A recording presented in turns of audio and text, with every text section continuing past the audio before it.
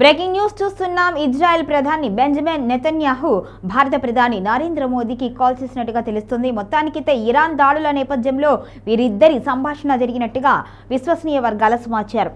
Israel ప్రధాని Benjamin నెతన్యాహుతో భారత ప్రధాని నరేంద్ర మోదీ ఫోన్లో మాట్లాడినట్లుగా అధికారిక వర్గాలు వెల్లడించాయి.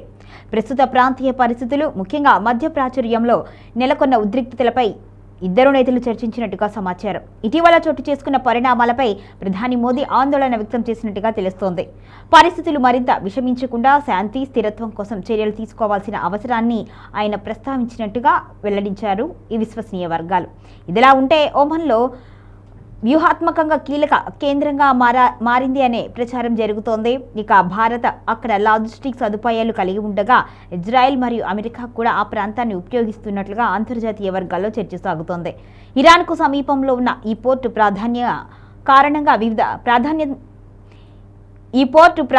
కారణంగా వివిధ దేశాల సైనిక కదలికలు అక్కడ పెరిగినట్టుగా విశ్లేషకులు చెబుతున్నారు. భారత నౌకాదళానికి చెందిన ఐఎన్ఎస్ విక్రమాదిత్య వంటి యుద్ధ నౌకలు కూడా ఈ ప్రాంతంలో మోహరించి ఉన్నట్టుగా సమాచారం. ఇజ్రాయెల్కు చెందిన F-35 యుద్ధ విమానాలు దుర్క్ పోర్టును ఇంధనం నింపుకునేందుకు కేంద్రంగా ఉపయోగిస్తున్నారు అనే వార్తలు కూడా వెలువడుతున్నాయి. అలాగే భారత నౌకాదళానికి చెందిన P-81 పోసైడాన్ నిఘా విమానాలు కూడా సముద్ర ప్రాంతంలో కదలికలను పర్యవేక్షిస్తున్నాయని సమాచారం. అయితే ఈ అంశాలపై అధికారికంగా భారత్ స్పష్టత ఇవ్వలేదు. ఈ నేపథ్యంలో భారత్ ఇజ్రాయెల్కు సహకరిస్తుంది అనే ఆరోపణలు ఇరాన్ వర్గాలు అసంతృప్తి వ్యక్తం చేస్తున్నట్టుగా వార్తలు వినిపిస్తున్నాయి.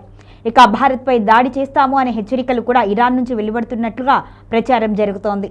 అయితే ఈ ఆరోపణలు, హెచ్చరికలపై భారత్ ప్రభుత్వం అధికారిక ప్రకటన చేయాల్సి ఉంది.